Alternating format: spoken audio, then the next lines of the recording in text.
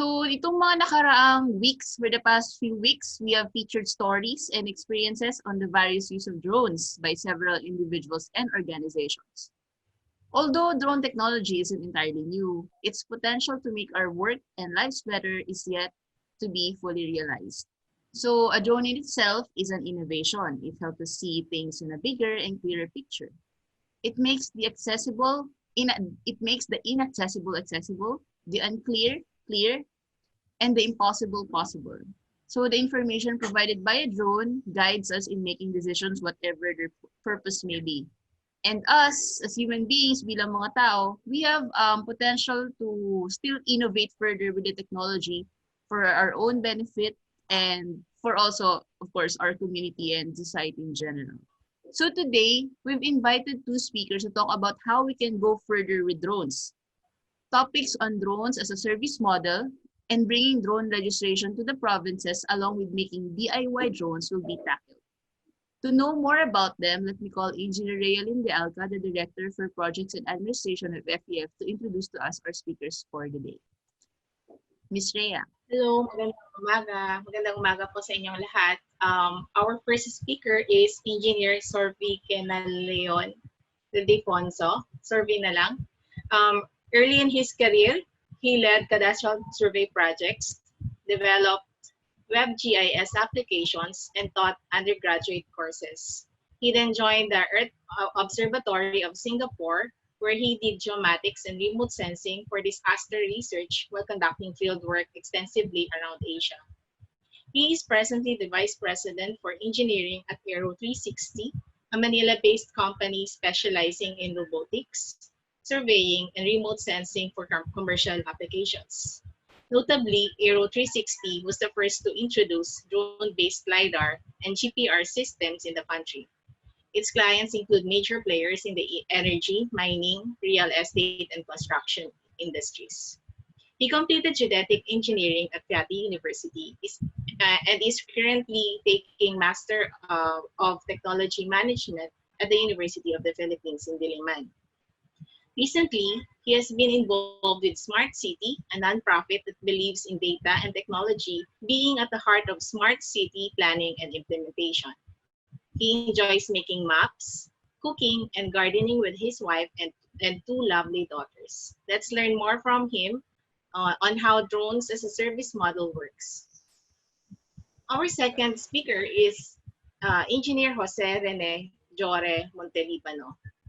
Sir Jore graduated with a BS Mechanical Engineering degree from the University of the Philippines in Diliman in 1974. He has been engaged in the construction and related industries for 40 years as a design and construction manager.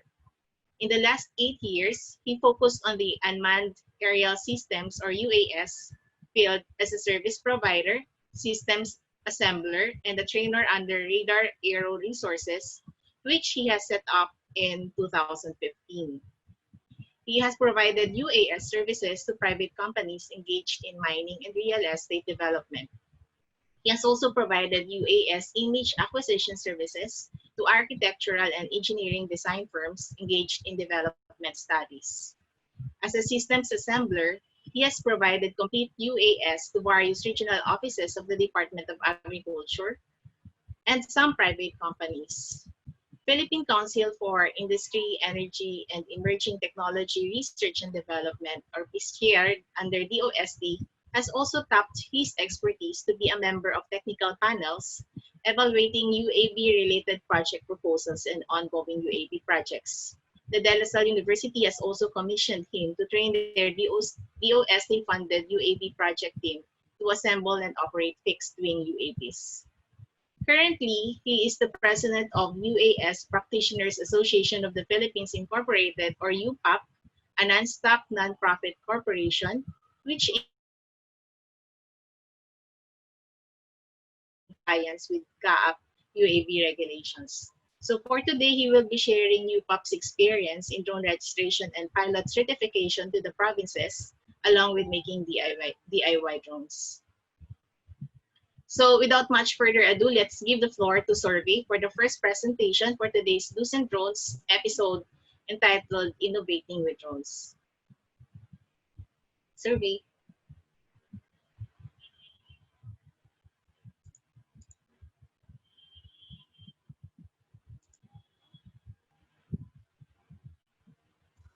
Hi, good morning, everyone. Just give me a few seconds to set up. Hello, is my audio clear? Yes, sir, we can hear you. Okay, great. Hi, good morning. Again, I'm Sorvi Ildefonso, and I'm from Aero 360. It's as Rhea mentioned, we're a drone company essentially, and I'll be discussing today how we innovate using our technologies, as well as provide or share some lessons as well that we've learned over the years doing drone as a service. Okay, so the outline of this very concise presentation will be first I'll introduce who we are, what we do, and what's our value for our customers. Then I'll go straight to a drone technology ecosystem. It's not just in the Philippines, but a global ecosystem in terms of drone technology. And then move to DaaS. So that's the drone as a service model. So basically, the bulk of my presentation will be on this portion, and also on driving innovation in a drone company as what we do. Of course, the summary at the end. So, who is Aero 360? We gather data and we turn them to useful information for our clients. And basically, we'd like our clients to minimize risk, reduce costs, save time, promote collaboration using the data as a discussion point, and also verify compliance using the information that we provide. So over the past 5 years, we've been serving 4 major industries. That's energy, real estate, mining, and construction. And what you see on the right side, that's the VTOL that we have. That's our largest system. I'll talk about it more later. So we have 4 major services, service categories.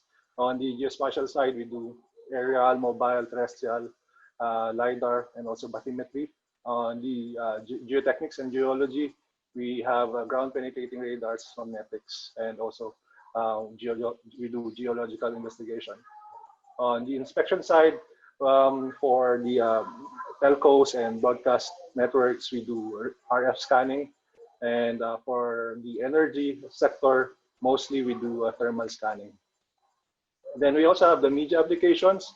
We have a company called Advanced Cinema Technologies within Aero. So they do aerial cinematography for different clients, such as advertising, etc. And also they do cable camera. It's the camera mounted on a cable. One of their notable projects would be the FIBA Asia. And also we do drone shows. So that's having several drones and moving in different patterns. So as you can see, we do a lot of things, and most of these are based or enabled by drone technology. So understanding the drone technology itself and the ecosystem is quite important. So for us, this is our analysis of the ecosystem the past few years. And on the left side, that's where we sit. On the services sector, we do services, we do maintenance, we do also trainings, and we of course we do integration or systems integration. Then on the other branches of the ecosystem, there's of course you have the platform manufacturers, be it the commercial drones, delivery drones, recreational drones, or those toys. I believe Sir Jore is also part of this segment of the ecosystem. Then on the right side, you have the components and systems where the drone itself is not just, when we talk about drone technology, it's not just the platform, but also the different components that enable it. We should also talk about the ground control systems, navigation systems, launching systems, safety systems are on that branch. Then we've been talking about the hardware, the services. The yellow branch would be the software side. I mean, we can't really fly the drones without any good software. So it's really important to have the flight planning software, data processing software. Then if you have a fleet or a swarm, like for drone shows, we need to have a fleet management system. Then I believe we have representatives from CAAP. These are the local regulating agencies, and probably Sir Jore would also talk about more about them later. Other branches of the ecosystem would be the marketplaces, organizations, coalitions, and initiatives that are into drone technology as well. This includes FEF, who's been promoting drone technology or land surveys, and other organizations such as universities, such as I believe the UP and LaSalle and Mapua and Piatti are working on drones as well. Then in the government side, it was also touched earlier that the OST has a drone initiative or several drone initiatives as well. So overall, this is the drone technology ecosystem. And as you can see, there's a lot of opportunity for growth, not locally and also branching out regionally or even globally. So with that, I'll go to the drone as a service model or DaaS. So what's DaaS? It's a business model where we treat as a drone as something of value or something that gives value to our customers. And for our DaaS model, the value for us or the value that we provide is turning data into information. So we start with R&D. Our R&D is largely market-driven, and that means we do a tedious needs assessment of what our market needs before proceeding to R&D. I think that's important, especially for a small company such as us, where resources are tight. So we really have to choose what initiatives to fund and to move forward in terms of R&D. To support the R&D efforts, we have a small fabrication and testing facility in our offices as well. Like we have CNCs, 3D printers, and a large area for testing. Then on the data acquisition side, of course, it's really an integration of sensor, platform, and software. So we try or we envision to use the best-in-class sensor, platform, and software. Of course, when we started with what we have. So like we leverage on open source technology, and we are still leveraging on open source tech until now. For data acquisition, one of the main advantages of using drones is really the time that we spend in the field, it's lessened. So meaning you cut costs, you also cut the risk for our personnel. So speaking of risk, of course, we're using large systems, so risk management is really important, essential in any field operations. Then after getting the data, we process it, and during processing, at the end of the processing workflows,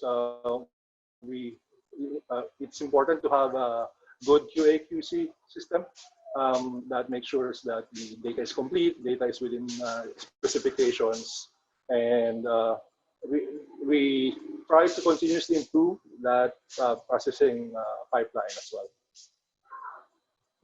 Now we go to the fourth step of the model, would be managing data. So this last two steps, managing and turning data into information, is something unique for us compared to the industry standard, because usually when people get a service provider such as like a drone company, they just get the data, no? And bahala na yung client how to use the data. So So for us, it's important that the client maximizes the data that we provide. So we build custom applications for them, or suggest existing softwares that they could use to maximize the investments in the data. Then the last point I already talked about earlier is it's important not just to give data, but help the customers turn that data into actionable information.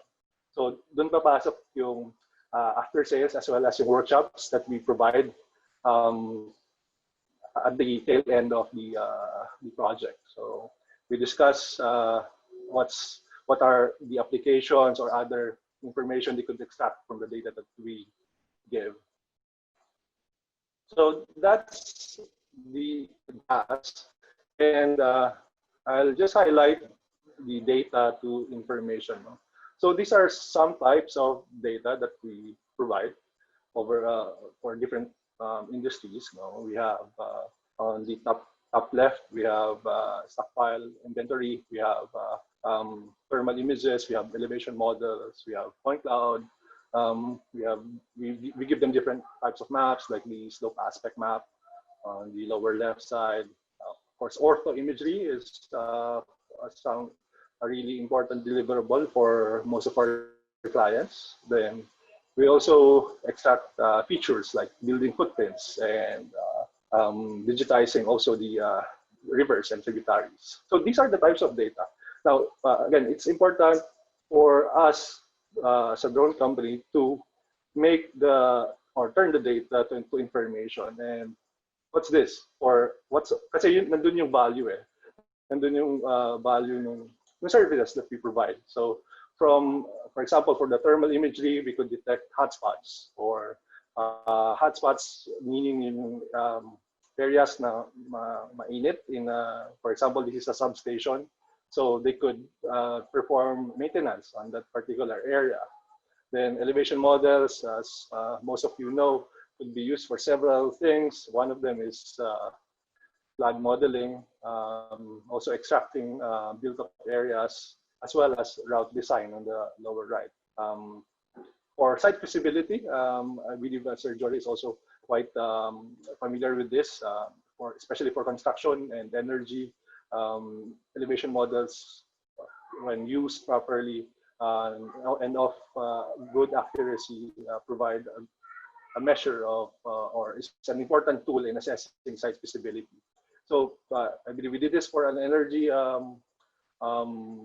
company, yung slope aspect map on the lower left side.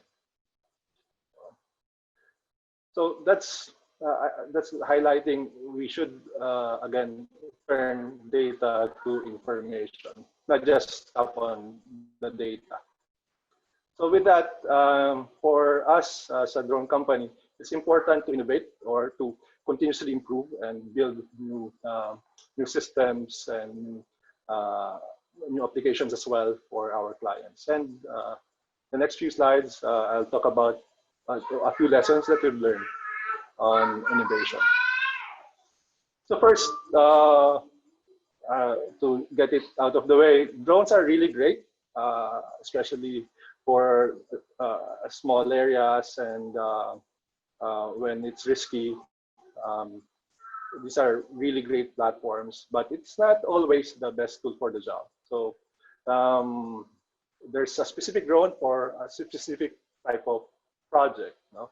So you can see different types of drones sa baba. So, and bakit ganun? Kasi each drone has its own limits, like flight time, like payload capacity, like wind tolerance, etc.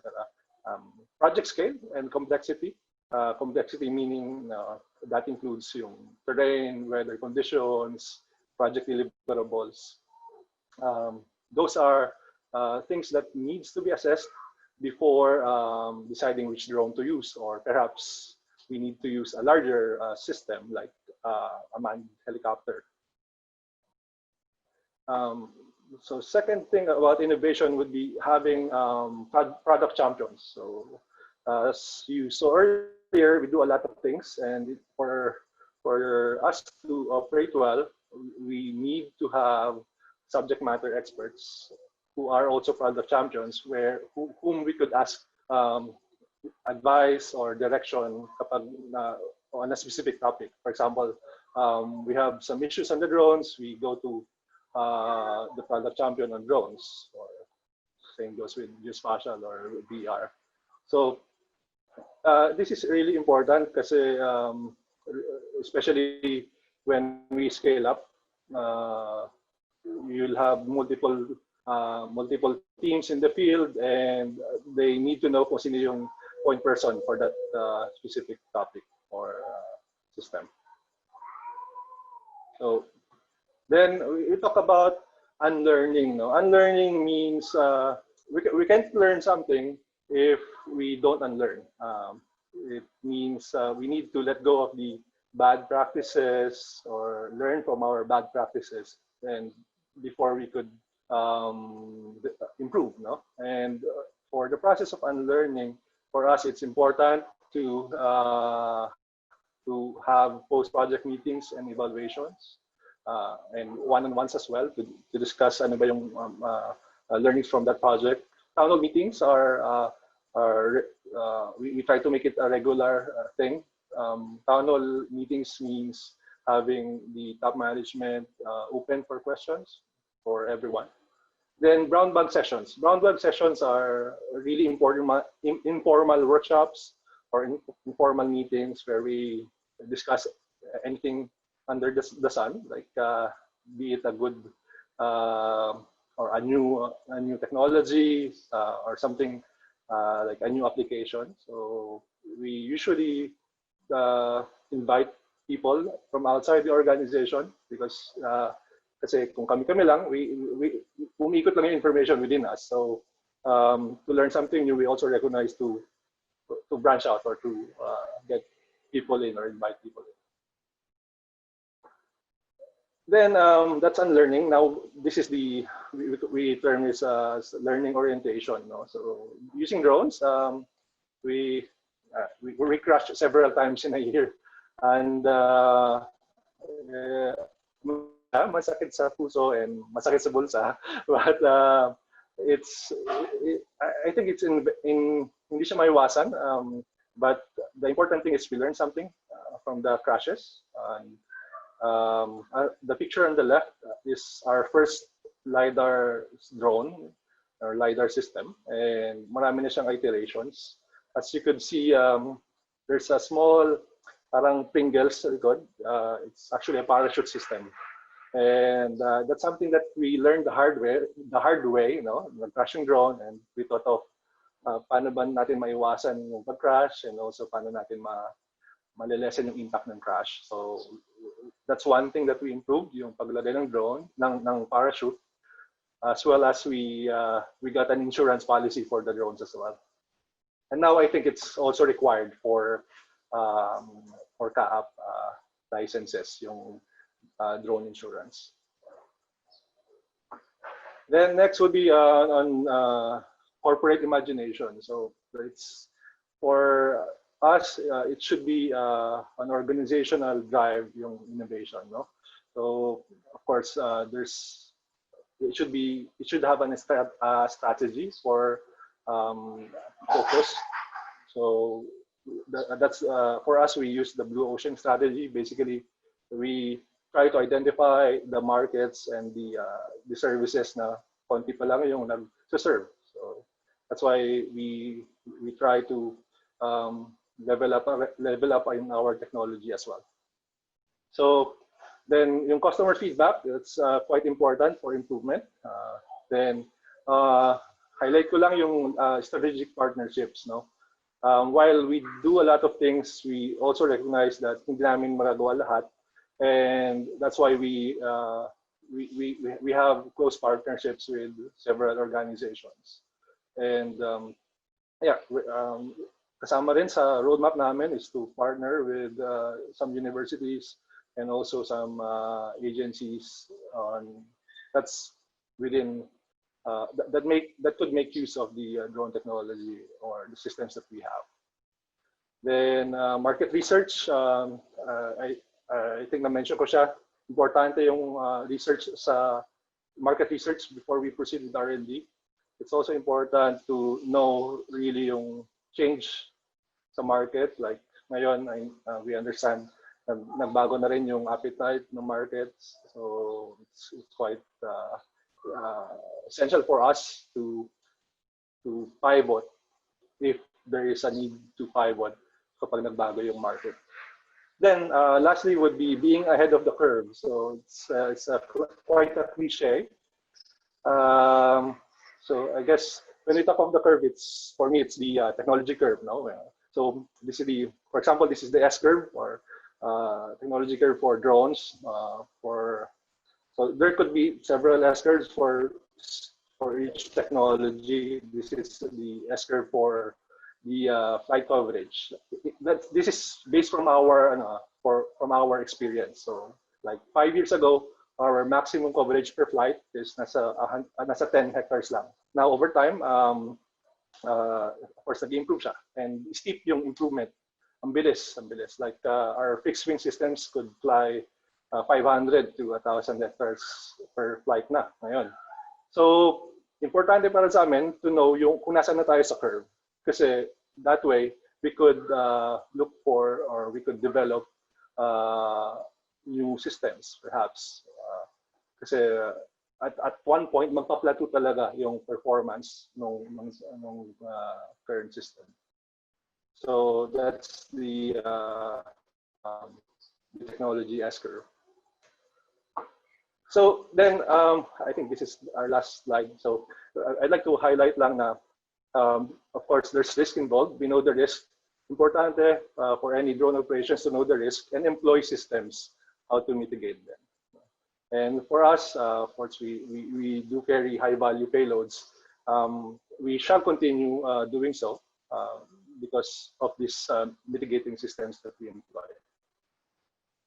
And as I've said earlier, it's important to continuously learn.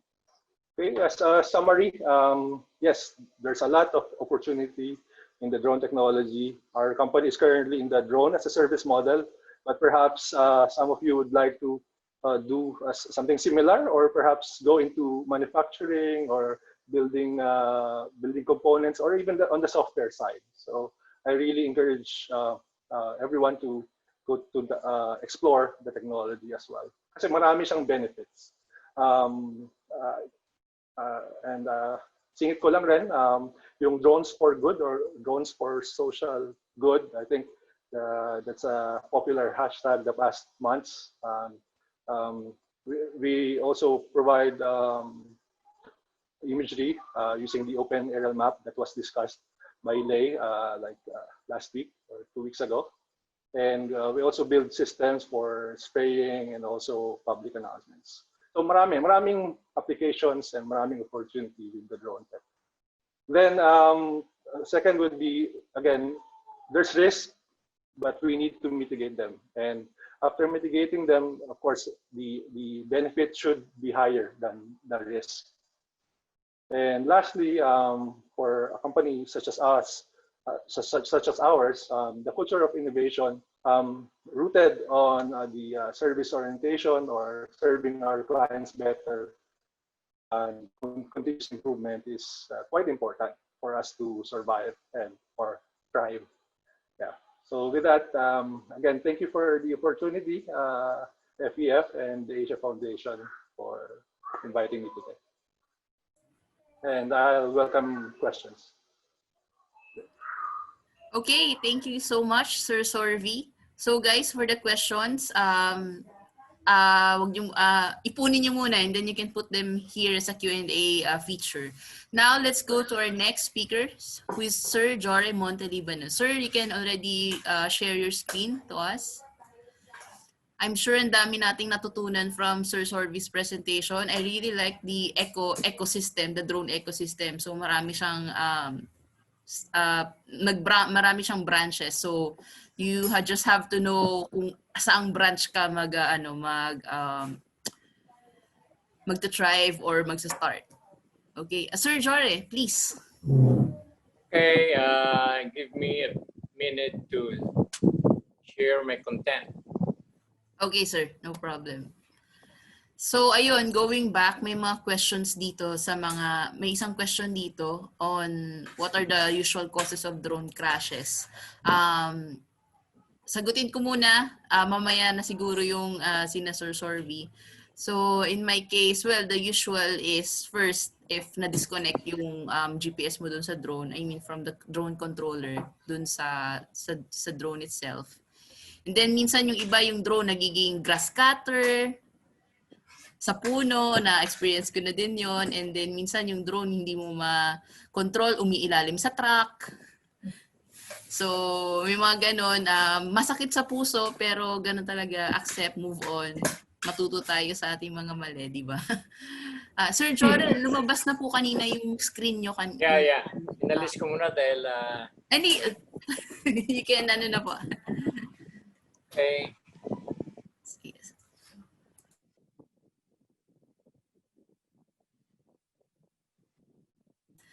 Ito si Sir Jore, I'm sure is really veteran na sa pagdating sa drones. Also because he's also an RC, nag-RC din siya ng mga airplane. That's right. He flies sa sa Pampanga dun sa may Mabalacat, Pampanga, where all the other planes are. No, Magalang. Magalang pala, Magalang. The Angeles City Flying Club. Ayun. Nandun si Sir. Minsan, one time nakapunta kami doon, may nakita rin kaming ibang mga RC flyers, yung like full throttle sa air. So apart from unmanned, they also do manned flights. So Sir Jory, nawala po kayo. Nawala ba? Yung screen niyo po, hindi pa namin nakikita. Oh. And then nawala. Okay. Pa-start na lang po ng video niyo, sir. Ayun, nandiyan na po kayo. Share screen na lang, sir. Share content.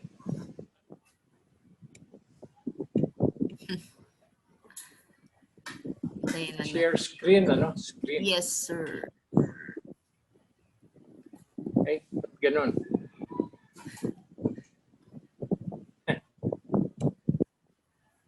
Yun, kita nyo hindi? Wala pa po. Kanina, sir, wala pa rin po siya.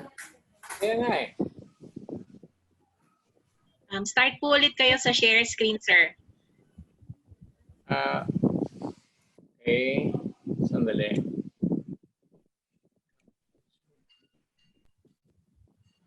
Yun. Meron ba? Yes, sir. Lumabas na po. Okay na? Yes, sir. Okay, so let's start. Shall we? Start? Yes, sir. Angela? Yes po. Okay, so good morning to all. I suppose all of us are drone enthusiasts or practitioners. So my topic is related to the registration for RPAS controller certification offsite with the Civil Aviation Authority of the Philippines, that's CAAP. We are doing this as one of the activities of the UAS Practitioners Association of the Philippines, or UPAP. So my outline for this talk is as follows.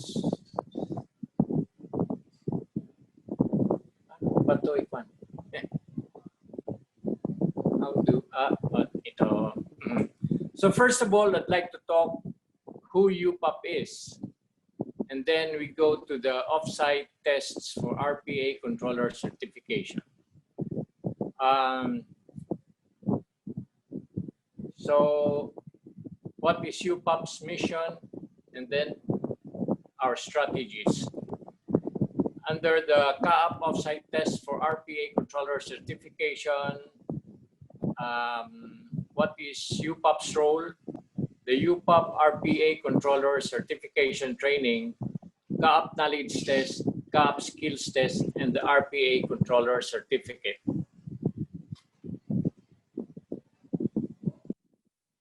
So what is UPAP? UPAP is a group that was spearheaded by Mr. Federico Nadella, who used to be the president of a major surveying company.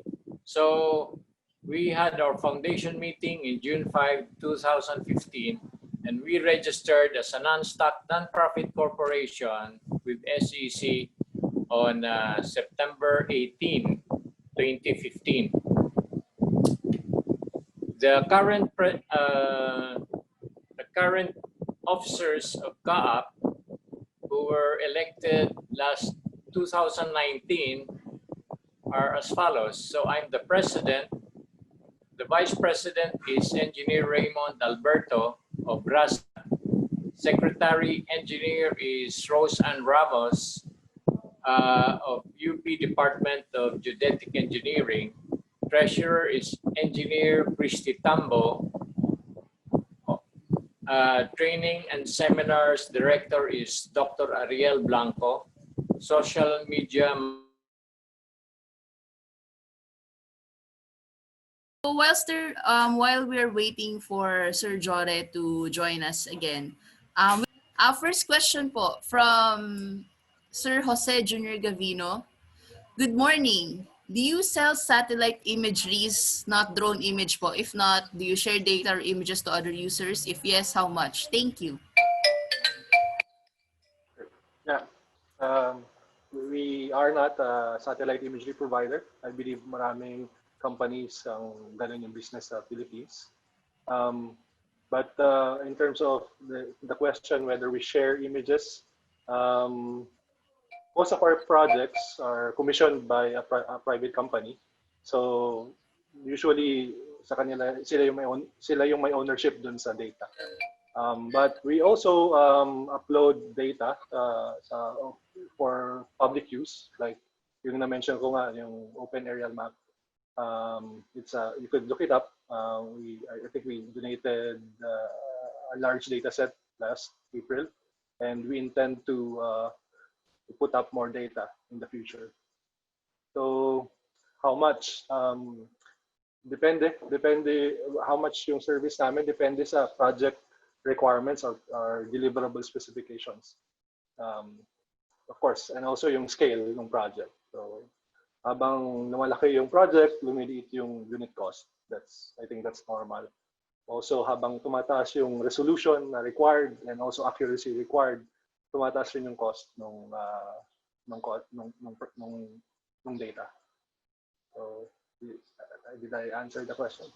I think so, sir. You've answered the question.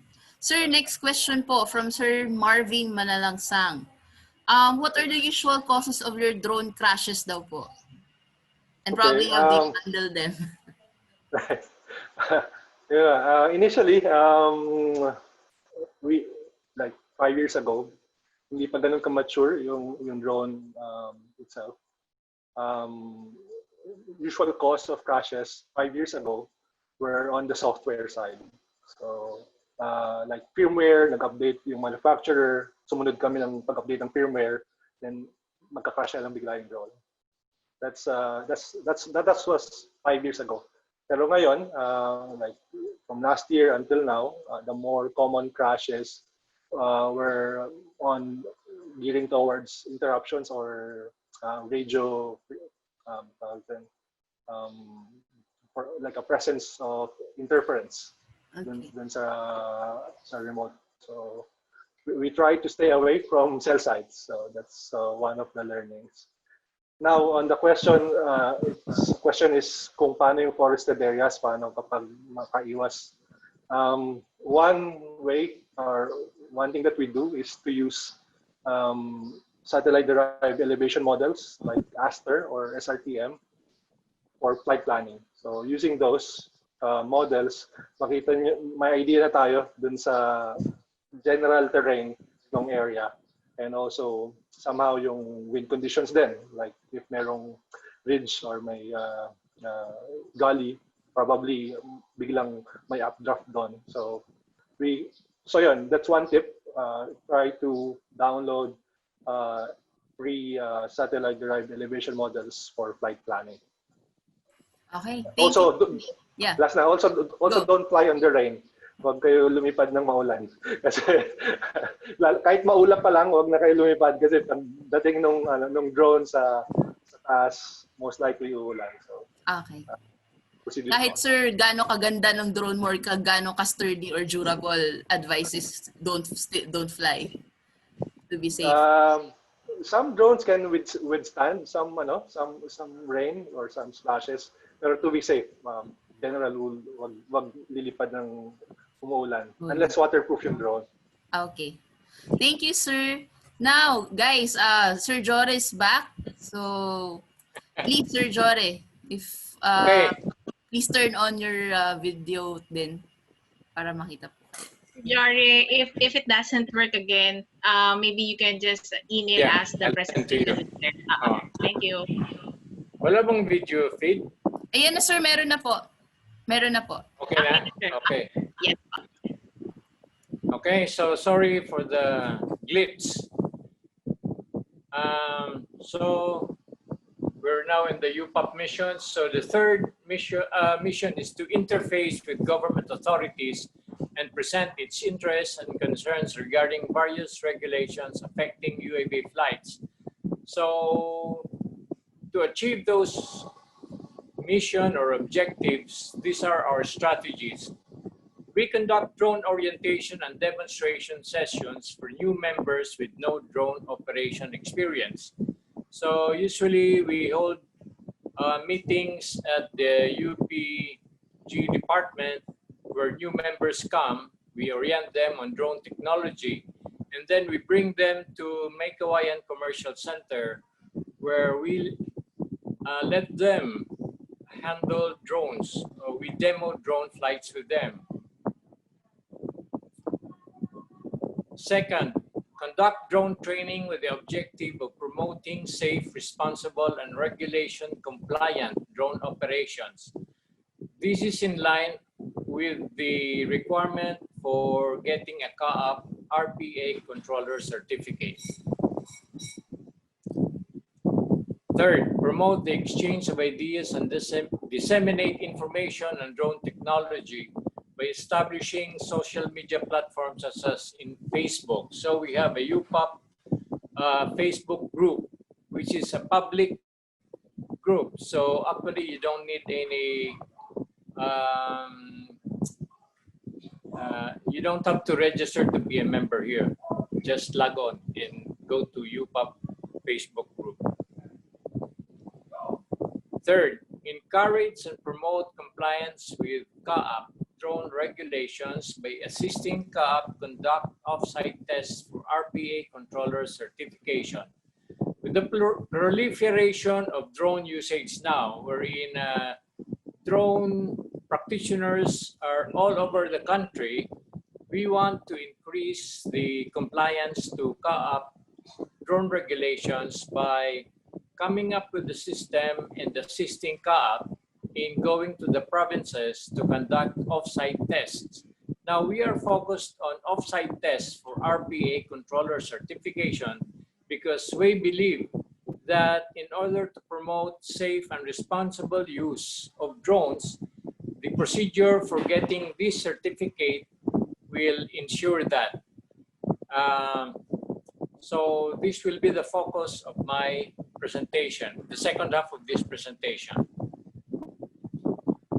Okay, first, I'd like to give a background on what are the different drone registration, the different drone registrations undertaken by CAAP. The first would be the RPA controller certification. With the way RPA is remotely piloted aircraft. So this is a term used by CAAP for drones. After getting this controller certification, for those who are really into the commercial business of drone services, you need to register your drone. So that's like registering your vehicle. And the third would be, if you are a company owning several drones and using these for business, you have to register your company as a drone operator. Now, my talk will be focused on just getting the RPA controller certification. So what is UPAP's role?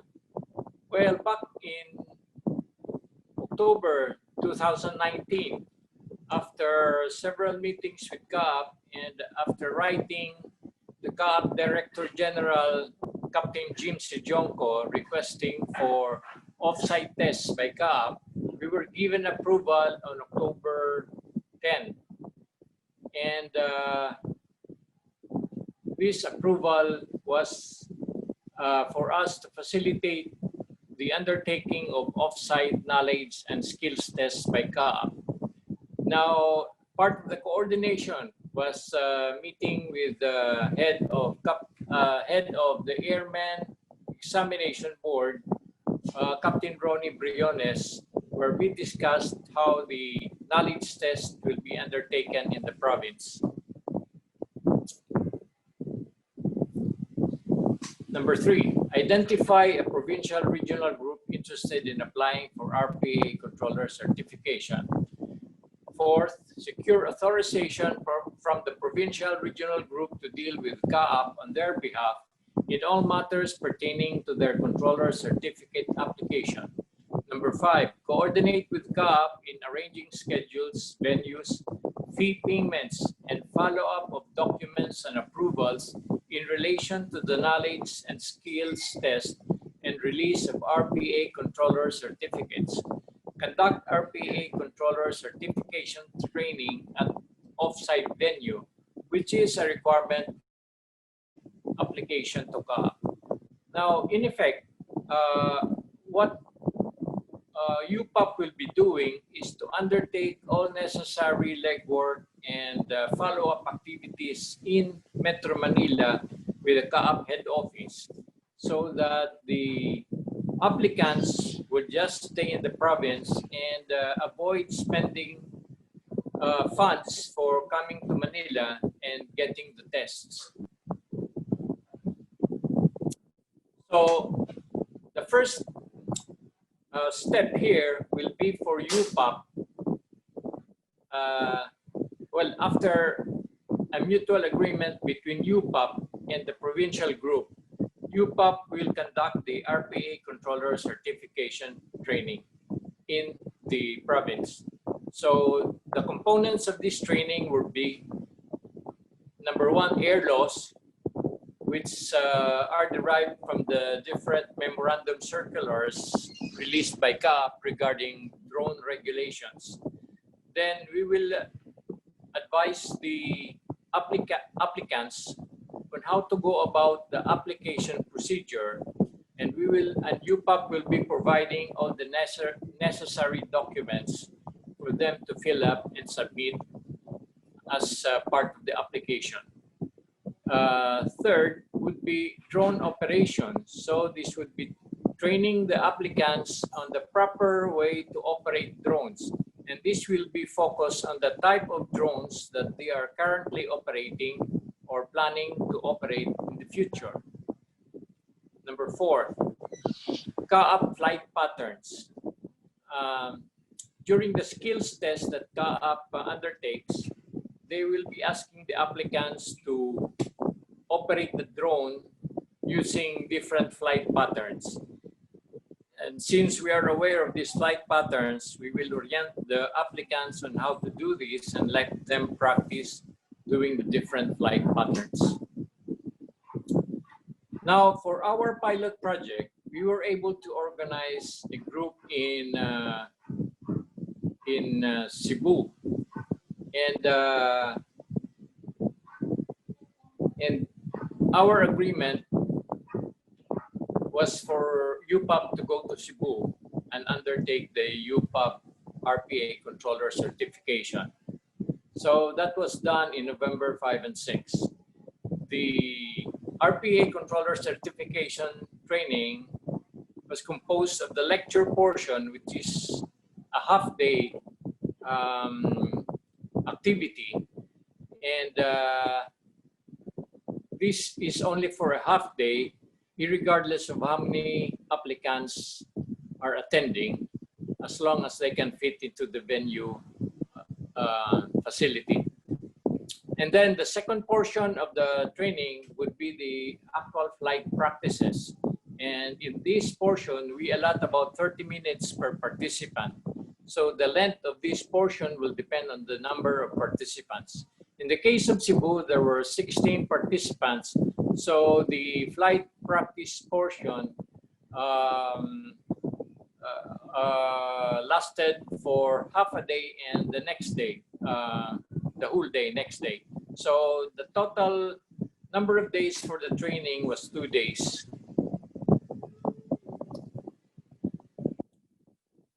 Okay, now let me go back a bit.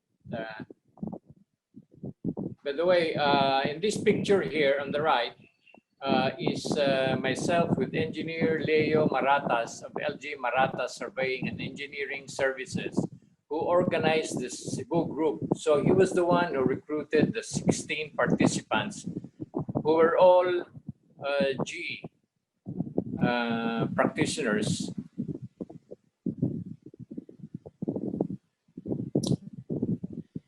Okay, the next step will be the CAAP knowledge test.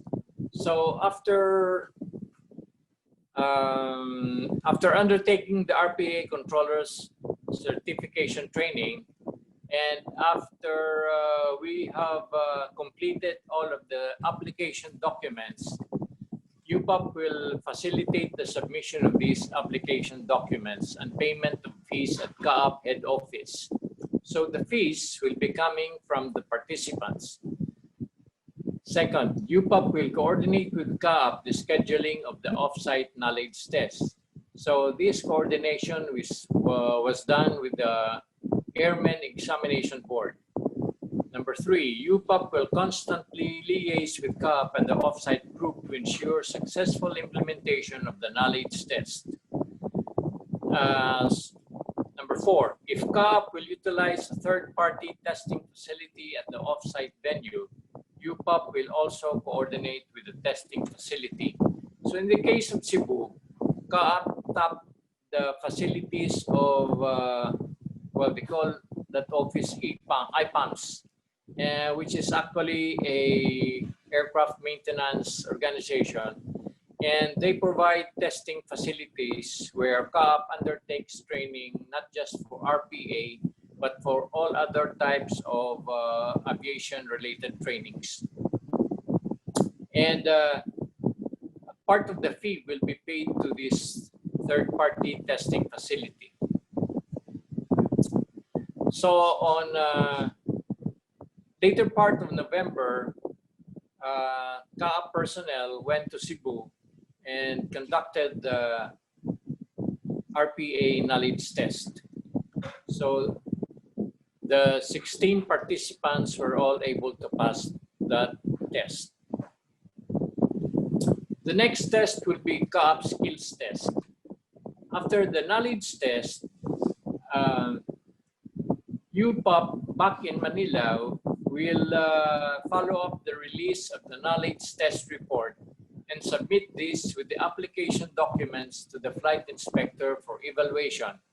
Now, the flight inspector is a part of the licensing and certification department. So the activities in CAAP shifted from Airmen Examination Board to the licensing and certification department.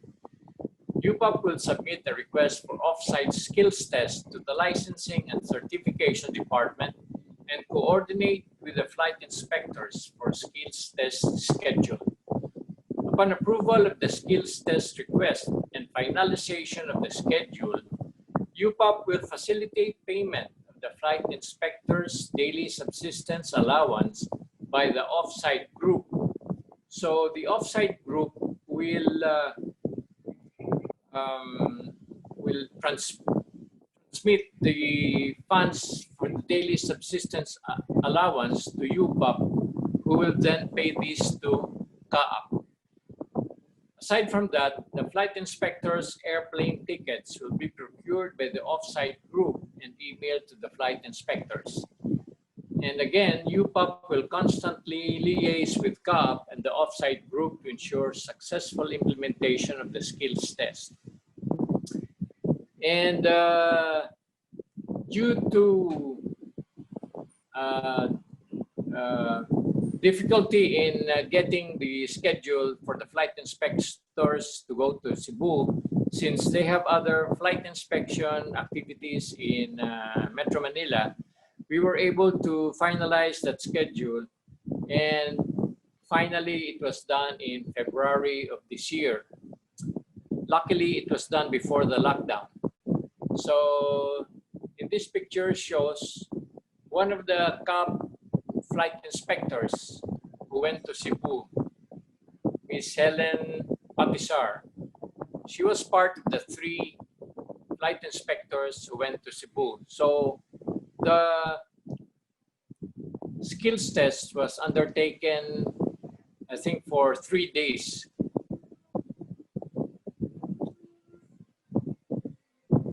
Okay, so after the skills test was completed, the UPAP's activity now focused on following up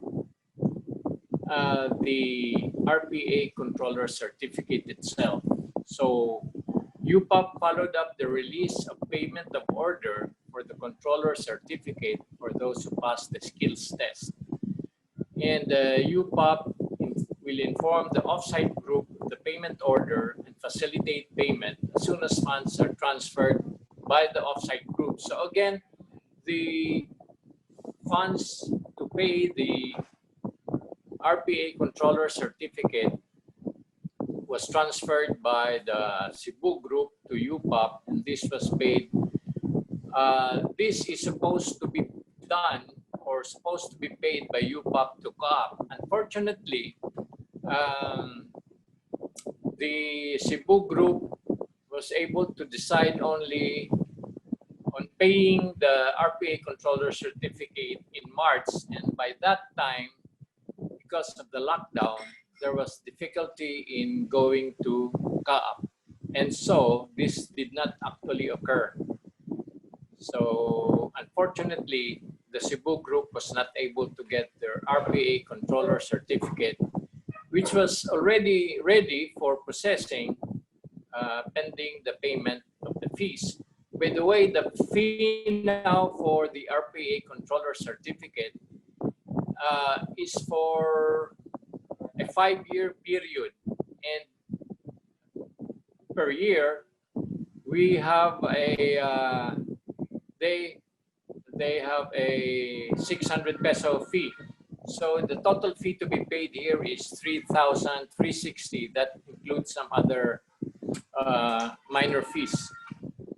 Okay, so that's all for the RPA controller certificate presentation, and I would like to thank Foundation for Economic Freedom for giving us the opportunity to present this Zoom presentation. Thank you. Okay, Sir Jore. Yes. Sir, pwedeng pa stop na yung screen? Ako na lang, stop. Stop share? Ayan, okay na, sir. What do you mean?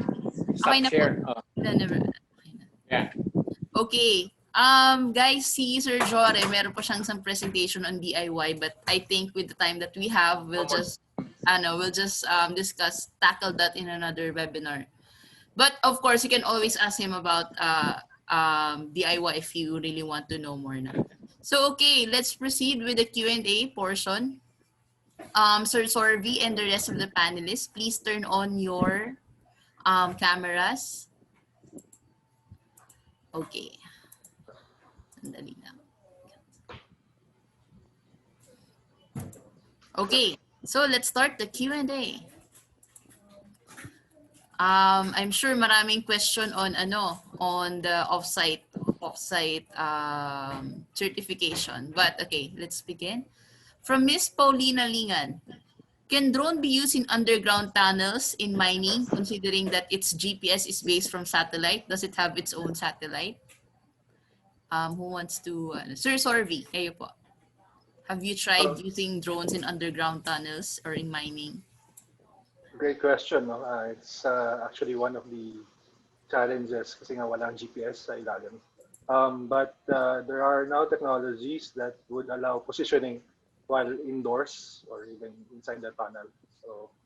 Um, so some companies abroad have been doing this already and have been quite successful. So yes, ang ginagawa nila may cage yung drone, tapos may LiDAR, and positioning would be a different kind of positioning system in the GPS.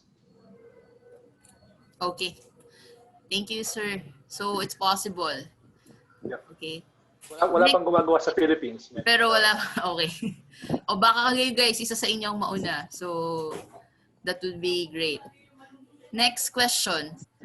Sir, how to minimize the risk of drones crashes in forested area? Any tips or ideas to share with us? Have you tried? Has any one of you tried, Sir Jore and Sir Sorvi, doing drone flying in a forested area? And how do you minimize those risks? Sir Jordan, I think I answered this earlier. Si Sir Jordan naman. Sige, Sir Jore. Well, there was an instant when I was doing a mining project wherein I was in a forested area, and the problem here is usually for safe drone operation, you would always like to have the drone within line of sight, because if anything happens in your auto flight, you can always bring it back manually if you have line of sight. Now, in a forested area, sometimes you lose this ability to have line of sight because the tall trees would obstruct the line of sight. So what you need to do is sometimes you have to fly higher. As you go further, you have to fly higher so you can achieve that line of sight. So that can be one way of mitigating risks in flying in forest areas. So you fly higher as you go farther so that you maintain the line of sight. If that cannot be done, you have to change your launch area. So you have to move out again and continue your coverage of the forested area, but still trying to maintain line of sight. So I think way of preventing crashes in forested areas. Although I don't really know what do you mean by crashing in forest areas? Can you elaborate on that? What do you really mean by crashing in forest areas? Or do you mean trying to look for your drone once it crashed in the forest area because it would be difficult to find it in a forested area? So, sir, I think, yeah, you've answered. Oh, sige, Sir Sorvi. Siguro idagdag ko yun, yung finding a drone in a forested area, we had to do that a number of times. So there are trackers available. So you could buy it abroad. You could mount it on the drone. So buhay siya for a few hours. So kahit mag-crash siya, you have a window to recover the drone. But of course, kung masyadong malayo, mahirap na. Okay.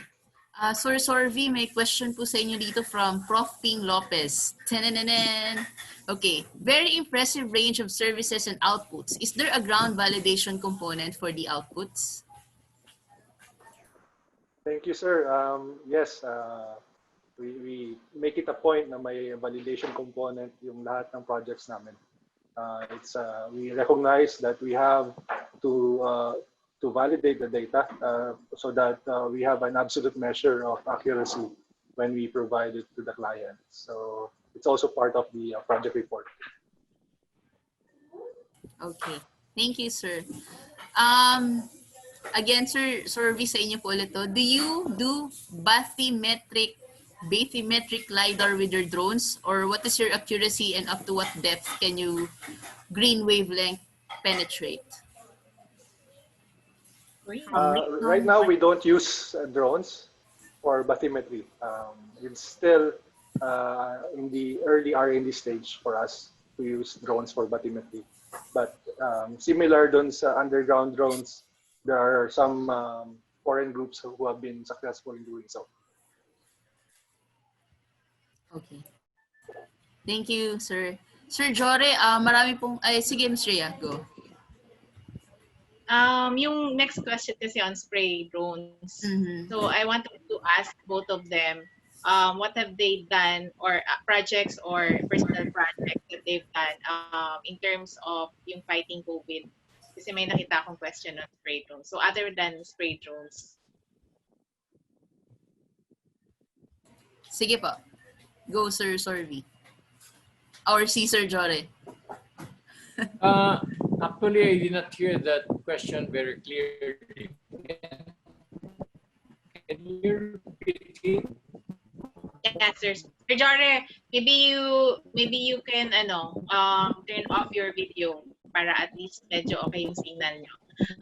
My question, sir, is with regards to fighting COVID. Kasi there have been some drone Fighting projects. COVID. Do you have personal projects or projects from clients on initiatives to fight COVID using drones?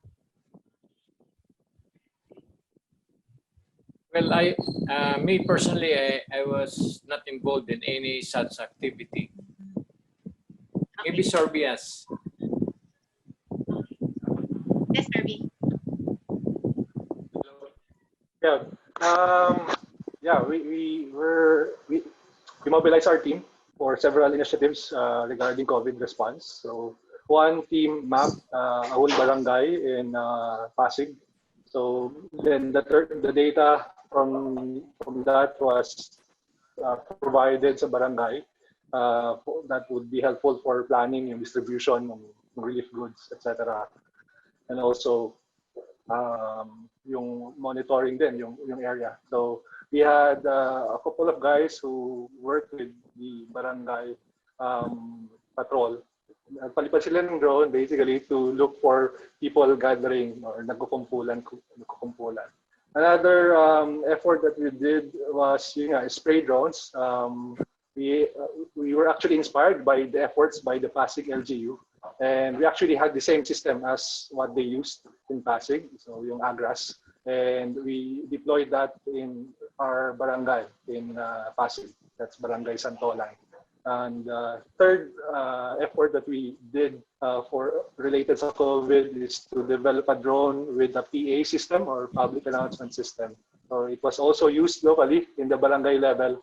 So it's a speaker with a recording. And instead of the barangay patrol going around, yung drone, mas malaki yung reach niya, basically.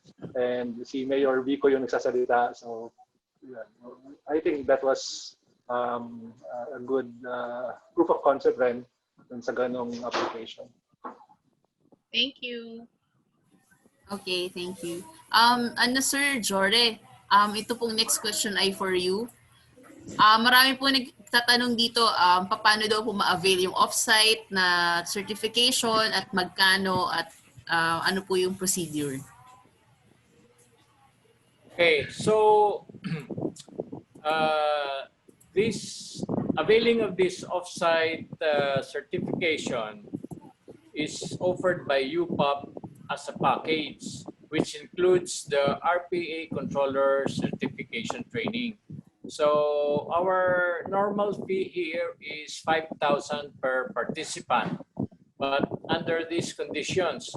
So number one, the venue shall be provided by the participants. By the way, we have a minimum of requirement of 15 participants, so it must be a group who must avail of this. So the participants will provide the venue for the RPA controller certificate training. And if it's in the province, the participants will shoulder the cost of airfare and accommodation for UPAP. And normally, there's only one UPAP trainer who will go to the province. And so that package includes all the follow-up activities with CAAP and for both the knowledge test and the skills test. So the knowledge test and the skills test are the CAAP tests, which CAAP will conduct. And if you pass this, you will then get the RPA controller certificate. Does that answer the question? Yes, sir. I think it's a good answer. Very general lang. I'm sure our participants have more questions. So guys, you can if you have more questions further after this one, you can. I think Sir Jore, we can contact you right through Facebook, if ever. Sure, anytime. Oh, yeah. They can go to the UAP Facebook, UPAP Facebook group, or well, maybe I can leave my email address and they can just email me. Okay. Yeah. You may type it in sa chat po. Or they can also contact Foundation for Economic Freedom, who can contact me. Yeah. Pwede rin. That's okay with FEF. Okay. Thank you. Meron pang question dito. So, meron pa tayong time. For Sir Sorvi, what softwares do you use to process the orthophoto and topo survey in 100 hectares area property? Quick answer. There are several options, and we use proprietary software at the moment. I cannot divulge yung name niya kasi it's a trade secret, but marami namang options na for proprietary. And we're exploring open source solutions then at the moment. Thank you, sir. From Prof. Ping again.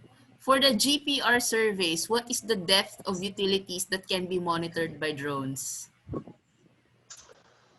Sir Prof. Lopez, for GPR drones, we normally use it to map geological features. For utilities, GPR, we use yung normal na GPR, which is land-based. Kasi when we talk about utilities, usually maliliit na objects siya. So we don't use drones for utilities usually. But in terms of depth, our GPR could go up to 80 meters. That's 80. Of course, habang lumalalim, pumapangit or bumababa yung resolution. And one use case that we used was for UXO, or unexploded ordnance, which is about more than 10 centimeter yung diameter. So if the utility is about that big, then we could use GPR drones, okay, or drone-based GPR. Last two questions, I think, to Sir Jore and to Sir Sorvi. Between a quadcopter and a VTOL drone, what are the maximum area coverage for both? Sir Jore. Okay, usually the maximum area coverage is a function of your battery capacity that the drone can carry, because the battery capacity will determine the flight duration of the drone. So of course, the longer you fly, the more area coverage you can cover. So maybe as an example,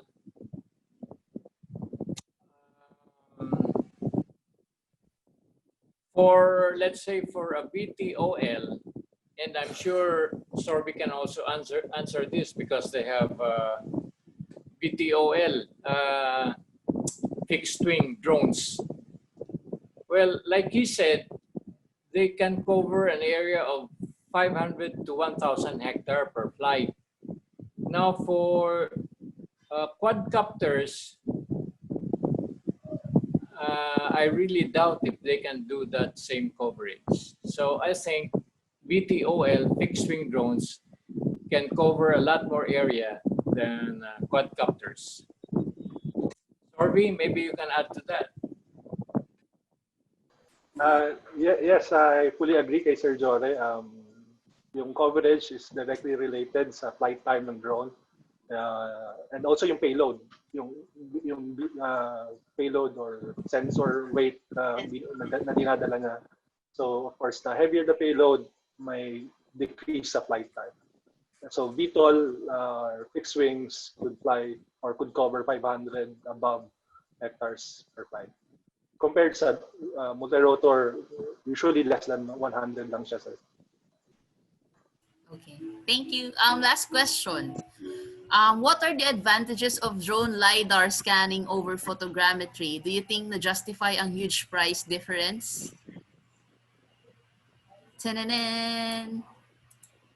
Please. Who wants to? Sir Jore, you want to answer that or? I think you should answer that. You operate your own LiDAR. Okay. Yeah. One of the major advantage ng drone LiDAR is yung penetration between vegetation, di ba? And as we saw dun sa previous presentations, if we do photogrammetry and there's vegetation, you don't really get the ground. So yun yung, I'd say, the value that we get using LiDAR. So in terms of justifying the cost, I think I would answer that depende sa application ng client. If it's for feasibility studies, I believe yung tolerance for error is quite high. So mga 1 to 5 meter elevation difference is still okay. But for engineering works, like when you're talking about construction or road design, malaki yung factor ng 1 meter difference, diba? So, but again, yun nga, depende sa tolerance. Some of our clients are, don't get me wrong, we also offer photogrammetry or mapping services.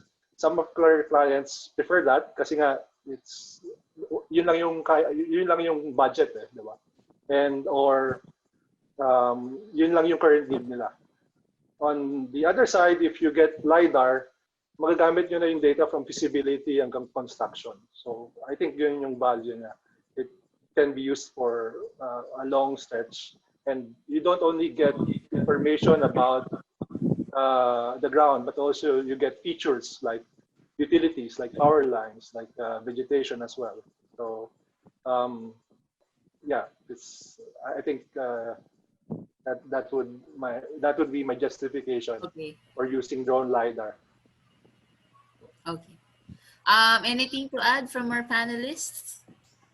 Regarding the high, Angela, can I add something? Sige, sir. Go ahead. Regarding the high cost of LiDAR, I'm sure that will not last. With the superior advantage of using LiDAR, and there are now a lot of LiDAR manufacturers who are coming out with new generation LiDARs.